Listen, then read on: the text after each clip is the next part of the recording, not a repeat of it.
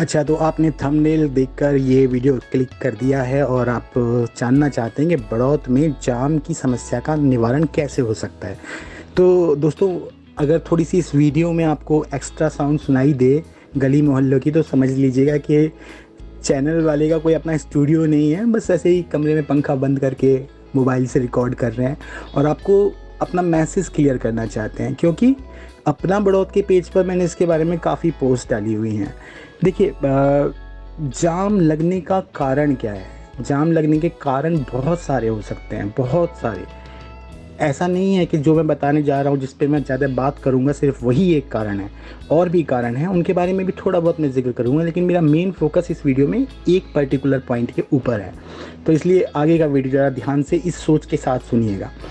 अब अगर हम देखें कि सड़क पर सबसे ज़्यादा व्हीकल किस तरह के हैं, तो हम पाएंगे कि कुछ कारें, शायद एक टाइम में देखा जाए तो बड़ौत की सड़क पर 10-50 से ज़्यादा कार नहीं होती हैं। 5-6 ट्रॉली या 10 ट्रॉली से ज़्यादा ट्रॉलियाँ नहीं होती हैं। 8-10 बुग्गियाँ से ज़्यादा बुग्गियाँ नहीं होती हैं। होते हैं तो सबसे ज़्यादा टू व्हीलर्स होते हैं।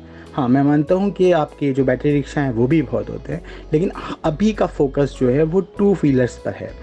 और मैंने जैसे बताया कि जाम के कई और कारण भी हैं, जैसे कि अतिक्रमण हैं, आपकी सड़कें थोड़ी चौड़ी बनवाई जा सकती थी या गाड़ियों को पार्क किया जाता है सड़क के बीच में, तो वो सब भी हैं। लेकिन फ़िलहाल के इस वीडियो में मैं इस पे फोकस कर रहा हूँ कि 70% व्हीकल्स जो हैं वो टू व्हीलर्स हैं।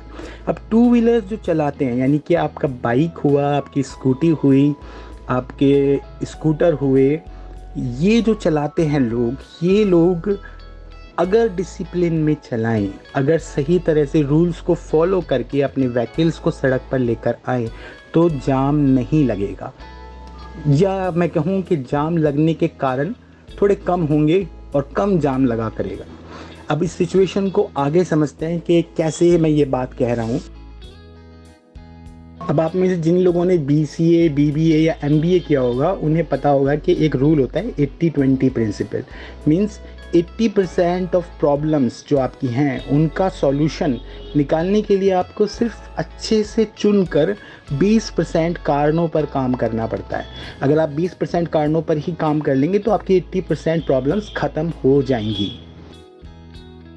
अगर बड़ौत में प्रशासन जो है वो टू व्हीलर्स के जितने भी ओनर्स हैं उनसे प्रॉपर ट्रैफिक रूल्स फॉलो करवाए, यानी कि उनके लाइसेंस हैं या नहीं हैं, उनके डॉक्यूमेंट्स और सारे पूरे हैं या नहीं हैं, उनकी बाइक की स्पीड कितनी है, टू व्हीलर की स्पीड कितनी है, क्या उन्होंने हेलमेट पहना हुआ है या नहीं है, ये सब चीज़ें देखें तो हम पाएंगे कि जाम कम लगेगा। अब देखिए कैसे। अगर आप सड़क पर देखें तो आपको कई सारे लोग ऐसे मिलेंगे बाइक चलाते हुए जो कि अंडर एज हैं, अभी 18 साल के भी नहीं हुए हैं और वो बाइक चला रहे हैं। जो 18 साल का भी नहीं हुआ, उसका ड्राइविंग लाइसेंस ही नहीं है। उसका ड्राइविंग लाइसेंस अगर नहीं है तो उसको चलाने का तरीका नहीं पता, वो गलत तरीके से चला रहा है और कानून का पालन करना उसके लिए कोई ज़रूरी नहीं है, इसलिए 2-3 साल से गलत तरीके से चला रहा है। अगर वो गलत तरीके से 2-3 साल से चला रहा है तो उसके लिए वही तरीका अब सही तरीका बन गया है। तो अगर हम इसको रोकेंगे तो हमें यकीनन हमें जाम कम मिलेगा। क्यों? क्योंकि जाम लगने का एक सबसे इम्पॉर्टेंट कारण यही होता है कि आप ट्रैफिक रूल्स को फॉलो नहीं करते। आपको एक लेन में चलना है, आपको लेफ़्ट साइड में चलना है सड़क के, आप कहीं से भी रास्ता निकाल लेते हैं। जाम लगा हुआ है, पुलिस वाले जाम खुलाने की कोशिश कर रहे हैं, तो उन्होंने लाइनें बना रखी हैं कि एक लाइन आने की, एक लाइन जाने की। अचानक से 5-6 बाइक वाले दूसरी तरफ से आके उस लाइन को ही ब्लॉक कर देते। फिर उनको समझाना पड़ता है कि अरे आगे पीछे करो, किसी तरह से निकलो यहाँ से। क्यों? क्योंकि वो अंडर एज वाले टाइम से ही बाइक गलत तरीके से चला रहे हैं और उन्हें गलत ही सही लग रहा है। आज कुछ बाइक वाले आपको ऐसे मिलेंगे जो ऑलरेडी लाइसेंस ले चुके हैं, 20 साल के हैं, या लाइसेंस भी नहीं लिया है पर 20 साल के हैं, लेकिन वो जब 14 साल के थे या 12 साल के थे तब से बाइक चला रहे हैं। तो पिछले 6-7 साल से वो गलत तरीके से बाइक चला रहे हैं और उनको वही तरीका सही लगने लगा है। ठीक है। दूसरा पॉइंट, हेलमेट। मैंने जब अपना बड़ौत के पेज पे लिखा कि हेलमेट का यूज़ जाम रोकने के काम आएगा, तो लोगों ने कहा कि कैसे। देखिए, हेलमेट का जो प्रयोग है उसमें एक पॉइंट बहुत इम्पॉर्टेंट है कि गर्मी हो, बारिश हो, सर्दी हो, कैसा भी माहौल हो, हेलमेट पहन के जाना है। सेकंड सवारी जो आप पीछे बिठाते हैं, हेलमेट पहन के बिठानी है वो भी। अब अगर आपको अपने साथ कोई फीमेल ले जानी है, मम्मी ले जानी है, बीवी ले जानी है, बहन ले जानी है, तो गारंटेड है कि अधिकतर मौक़ों पर वो लोग बोलेंगे कि अरे हेलमेट पहन के तो नहीं जा सकते। ऐसा करते हैं, कोई बैटरी रिक्शा ही कर लेते हैं, ज़रूरी थोड़ी है बाइक निकालनी। पॉइंट 2, अरे हेलमेट कहाँ है? अच्छा हेलमेट तो पापा ले गए, पापा चाचा के साथ बैठ के गए थे ना बाइक पे, तो मैं बाइक कैसे ले जाऊँ? हेलमेट के बगैर तो मैं बाइक नहीं चला सकता, चलो ठीक है मैं पैदल ही चला जाता हूँ। फिर से बाइक घर के अंदर ही खड़ी रह गई। जब आप हेलमेट को मजबूरी कर देंगे, मतलब मजबूरी एक्चुअली कानून के हिसाब से ज़रूरी है, लेकिन ये मजबूरी ही बनानी पड़ेगी कि अगर हेलमेट नहीं है तो चालान कटेंगे, मोटे मोटे डंडे लगेंगे। तब ऐसी कंडीशन में बाइक को बाहर निकालना रिस्की होगा। और फिर कम बाइक, अगर आप सोचिए कि 50 बाइक, 100 बाइक भी अगर आप सड़क से गायब करवा दें तो कितना जाम का चांसेस जो है वो कम हो जाता है। और वो बाइक कैसे गायब होंगी? वो बाइक इसलिए गायब होंगी क्योंकि घर में हेलमेट नहीं थी उस टाइम, इसलिए मैं बाइक लेके नहीं जा पाया। हेलमेट नहीं थी या हेलमेट थी, मम्मी ने मना कर दिया कि मैं तो हेलमेट पहन के नहीं बैठूंगी, बैटरी रिक्शा में चले जाएंगे। तो ये बहुत जनरल कंडीशन है, ऐसी कोई हाय तौबा कंडीशन नहीं बता रहा हूँ कि मैंने क्या इमेजिनेशन कर लिया।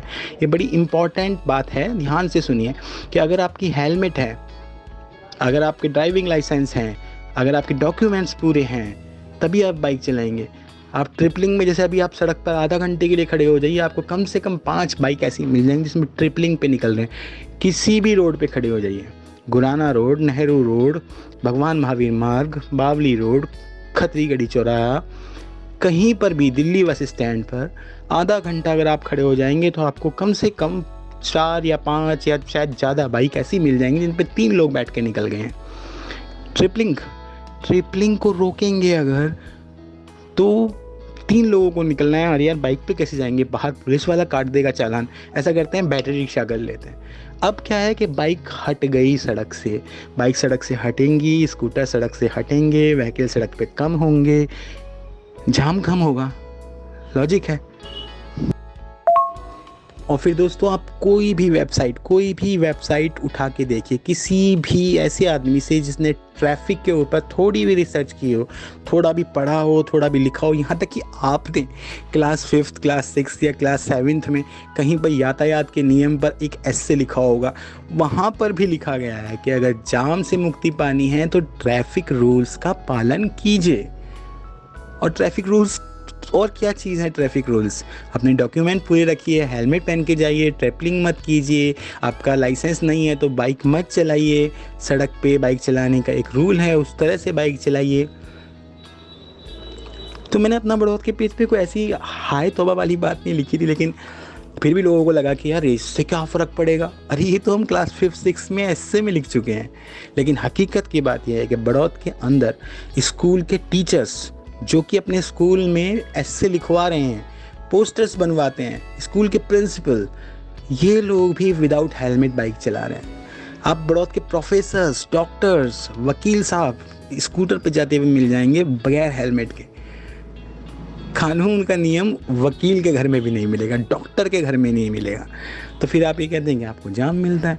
अब दूसरी बात, एक डिसिप्लिन दूसरे डिसिप्लिन को जन्म देता है। जब हम एक डिसिप्लिन अपनी ज़िंदगी में फॉलो करते हैं तो हम और भी डिसिप्लिन जाने अनजाने में फॉलो करने लगते हैं। अगर आप सड़क पर ये हेलमेट वाली बात या ड्राइविंग लाइसेंस वाली बात एकदम स्ट्रिक्टली फॉलो करवा देंगे तो आप पाएंगे कि लोग अतिक्रमण को भी खुद ब खुद कम करना शुरू कर देंगे। उनके ऊपर ये प्रेशर बहुत ज़्यादा पड़ जाएगा। जब उनके यहाँ पे कस्टमर हेलमेट पहन के आएंगे ना, उनको खुद को लगेगा कि यार ये सड़कें हमने क्यों अतिक्रमण में कर रखी हैं। और ये जो कस्टमर्स हैं, ये कस्टमर्स भी खुद कहेंगे, सिर्फ पुलिस नहीं कहेगी, नगर पालिका नहीं कहेगी, कस्टमर्स कहेंगे कि यार हम तो मतलब सब रूल फॉलो कर रहे हैं, सारी चीज़ें कर रहे हैं और तुम सड़क घेर घेर के बैठे हो। तो लाला जी की जो दुकानें हैं वो खुद ब खुद अंदर जाएंगी, क्योंकि एक डिसिप्लिन दूसरे डिसिप्लिन को जन्म देता है। अब ये सारी बातें मेरे लॉजिक हैं। अगर आपको मेरा लॉजिक समझ में आया हो तो वीडियो को लाइक कीजिए, शेयर कीजिए, और अगर आपको लगा हो कि ये लॉजिक में कुछ कमियां हैं तो कमेंट करके बताइए कि आपको क्या लगता है कि क्या कमियां हैं और क्या सही लगा आपको इस वीडियो में?